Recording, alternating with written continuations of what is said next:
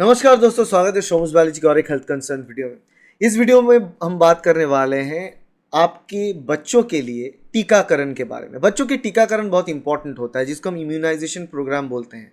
इसको हम universal immunisation programme, Hindustan में नेशनल इम्यूनाइजेशन प्रोग्राम के नाम पे हम इसको डिस्कस करते हैं। और ये जो शेड्यूल है आपको दिया जाता है, फ्री ऑफ कॉस्ट अवेलेबल है, गवर्नमेंट वेबसाइट्स में अवेलेबल है, हेल्थ डिपार्टमेंट्स में आपको ये मिलता है। जब भी आपके बच्चा जन्म लेता है तो उसके साथ साथ बहुत सारे टीकाकरण चाहिए होता है।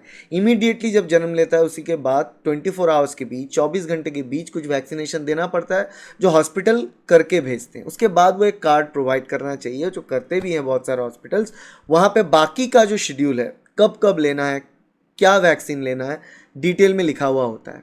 तो यहाँ पे आज आपके सामने वो सारे के सारे चीज़ हम खुल के बात करेंगे, डिटेल में बात करेंगे। तो वीडियो थोड़ा लंबा होगा, मगर अगर आप अपने बच्चों के लाइफ रिलेटेड सीरियस हैं और चाहते हैं कि लाइफ थ्रेटनिंग बीमारी उनको ना हो और इसके बारे में थोड़ा बहुत जानकारी आप लेना चाहते हो, तो ये वीडियो आपके लिए है।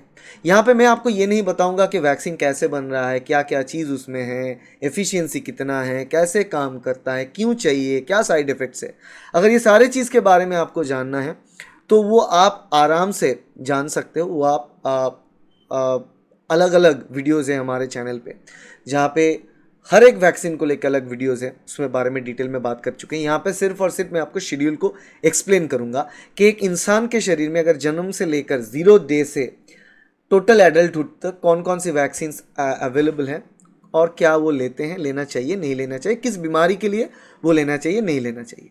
ठीक है, तो मैं आपको खुद की यहाँ पे पावर पॉइंट में लेके चलता हूँ और यहाँ पे मैं आपको ये चीज़ एक्सप्लेन कर देता हूँ।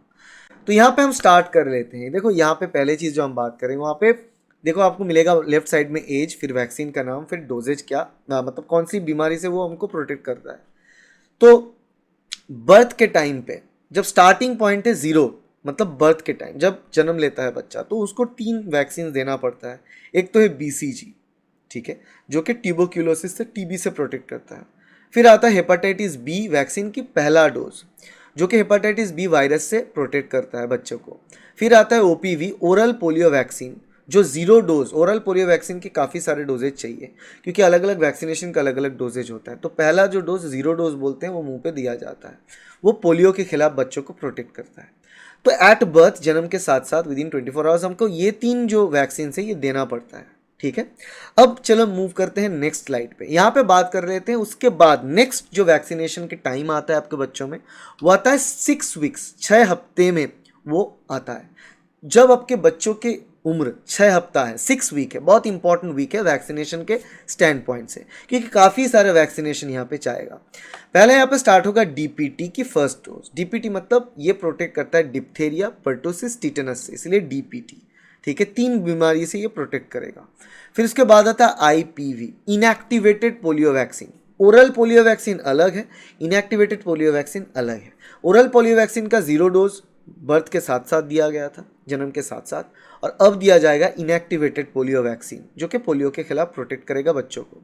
फिर आएगा हेपेटाइटिस B वैक्सीन की सेकेंड डोज। पहला डोज जन्म के साथ साथ दिया गया था, सेकेंड डोज दिया जाएगा अब 6 हफ्ते में, हेपेटाइटिस B के खिलाफ प्रोटेक्ट करता है। फिर आता है HIV, haemophilus influenzae type B।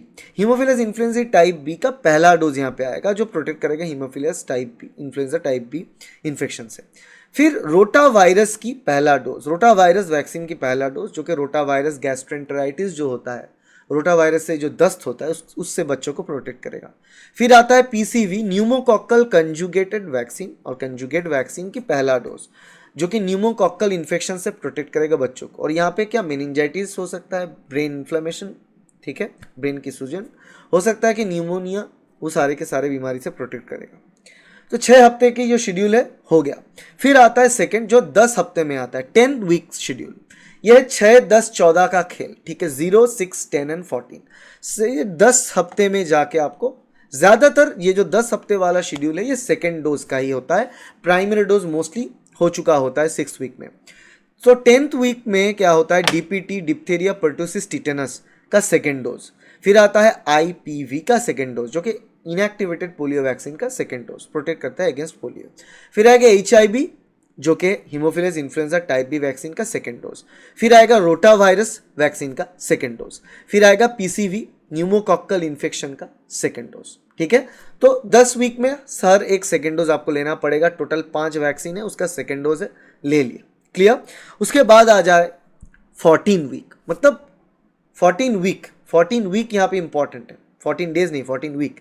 14 week में भी आपके सामने 5 अलग अलग वैक्सीन है। यहाँ पे थर्ड डोज, हर एक वैक्सीन पहले से ही दिया है, यहाँ पे तीसरा डोज देना पड़ता है। इसीलिए डीपीटी डिप्थीरिया पर्टुसिस टिटेनस का तीसरा डोज यहाँ पे दिया जाएगा 14 वीक में। आईपीवी जो इनएक्टिवेटेड पोलियो वैक्सीन है उसी का थर्ड डोज दिया जाएगा।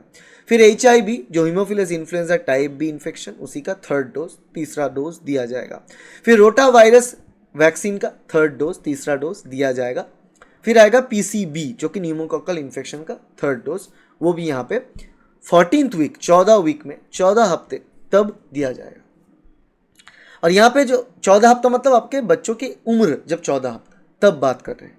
इसके बाद आ जाते हैं थोड़ा लॉन्ग टर्म, 6 महीने में जाके हम कुछ वैक्सीनेशन स्टार्ट करते हैं, कुछ वैक्सीन के एग्जिस्टिंग डोज खत्म करते हैं। जैसे कि OPV बोल के एक वैक्सीन आता है, ओरल पोलियो वैक्सीन का 0th डोज तो जन्म के साथ साथ दिया गया था। अब ओरल पोलियो वैक्सीन का पहला डोज होगा 6 महीने में। फिर हेपेटाइटिस बी वैक्सीन का थर्ड डोज तीसरा डोज हो जाएगा 6 महीने में। उसके बाद 9 महीने में OPV ओरल पोलियो वैक्सीन का सेकेंड डोज आ जाएगा। MMR बोल के वैक्सीन जो है स्टार्ट होगा। तो 9 महीने जब आपके बच्चों की उम्र हो जाएगा तब MMR स्टार्ट होता है, मीजल्स मम्स रूबेला वैक्सीन, उसका पहला डोज स्टार्ट होगा। जापानीज एन्सेफेलाइटिस JE बोल के उसका पहला डोज यहाँ पे दिया जाएगा। जो एंडेमिक एरियाज में रहते हैं उनको ही दिया जाता है, अदरवाइज नहीं दिया जाता, डेवलप्ड कंट्रीज में इस्तेमाल नहीं होता। फिर आता है देखो हेपेटाइटिस A की पहला डोज दिया जाता है पहला साल 12th मंथ, 1 साल की उम्र में हेपेटाइटिस A वैक्सीन की पहला डोज, और ये प्रोटेक्ट करता है हेपेटाइटिस A वायरस से। फिर आता है 15 महीने में शेड्यूल, एक ही है MMR मम्स मिजल्स रूबेला, और मिजल्स मम्स रूबेला इसका सेकेंड डोज यहाँ पे 15 महीने में दिया जाएगा। अब चला जाता है थोड़ा और लॉन्ग टर्म, 16 से 18 महीने के बीच DPT बोल के एक वैक्सीन आता है, डिप्थीरिया पर्टुसिस टिटेनस। इसका फर्स्ट बूस्टर डोज, देखो पहले हमने DPT इस्तेमाल कर चुके हैं ऑलरेडी, अब यहाँ पे बूस्टर डोज चाहिए होता है डिप्थीरिया के लिए, पर्टुसिस के लिए और टिटेनस के लिए। तो DPT का फर्स्ट बूस्टर डोज जो है 16 से 18 महीने के बीच देना होता है। फिर आता है IPV जो इनएक्टिवेटेड पोलियो वायरस का एक बूस्टर डोज, पोलियो के खिलाफ वो लड़ेगा। फिर आता है HIV haemophilus influenzae type B, उसका बूस्टर डोज, वो भी 16 से 18 महीने के बीच आ जाता है। इसके बाद आता है 2 साल की उम्र में, 2 साल की उम्र में हेपेटाइटिस A वायरस का सेकेंड डोज इस्तेमाल किया जाता है। फिर आता है 2 साल से 5 साल के बीच, और वहाँ पे आ जाएगा OPV ओरल पोलियो वैक्सीन का तीसरा डोज, ठीक है, जो कि पोलियो के खिलाफ आपको प्रोटेक्ट करेगा।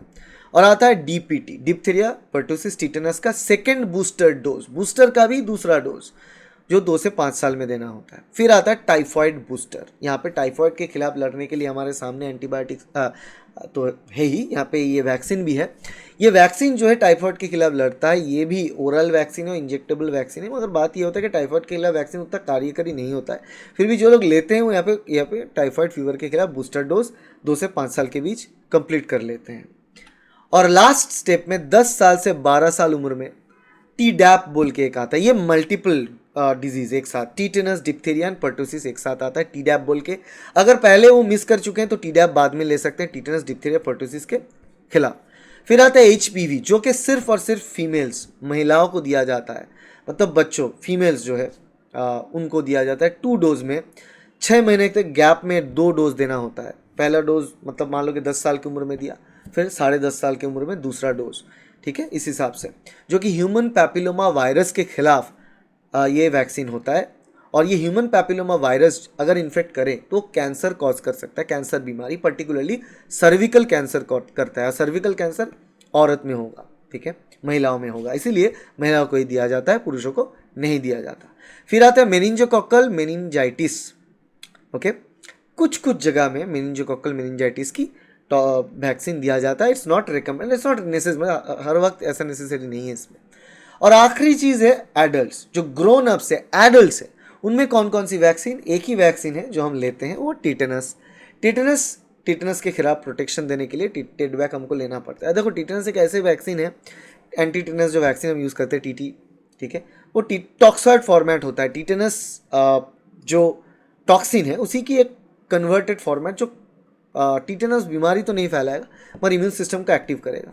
तो टीटी का जो इंजेक्शन है वो हमको लेना पड़ता है। अगर किसी ऐसे जगह पे हम जाए, ऊन हो, कट लग गया तो वहाँ पे इन्फेक्शन हो, फिर भी उसके साथ टीटनस हमको लेना पड़ता है। तो ये सारे के सारे जो शेड्यूल है हमने आपके सामने रख दिया। आप स्क्रीनशॉट भी ले सकते हो। ये लास्ट था, ये अगला पेज, फिर अगला पेज, ये फिर से 14th वीक का पेज, 10th वीक का पेज, 6th वीक का पेज, और ये एट बर्थ, जन्म के साथ साथ जो है उसका पेज। तो सारे के सारे वैक्सीनेशन के बारे में अलग अलग वीडियो है, अलग अलग वैक्सीन के बारे में डिटेल में अगर आप वीडियो से कहीं पे आपको बेनिफिट मिला और आप जानना चाहते हो पर्टिकुलरली वैक्सीन क्या काम करेगा, उसका साइड इफेक्ट क्या है, एफिशिएंसी क्या है, कितना अच्छे तरीके से वो काम करता है, सब कुछ हमने बात कर चुके हैं अलग अलग से। तो वो वीडियो सीरीज़ आप देख सकते हो, 15 वीडियो का सीरीज़ है, प्लेलिस्ट में भी अवेलेबल है। आप क्लिक करके इस चैनल पे बने रहना, देखना, और वीडियो अच्छा लगा तो दोस्तों के साथ, कलीग के साथ शेयर करना, सब्सक्राइब करना इस चैनल को ताकि ऐसे वीडियो आपको मिलता रहे। Thank you, bye.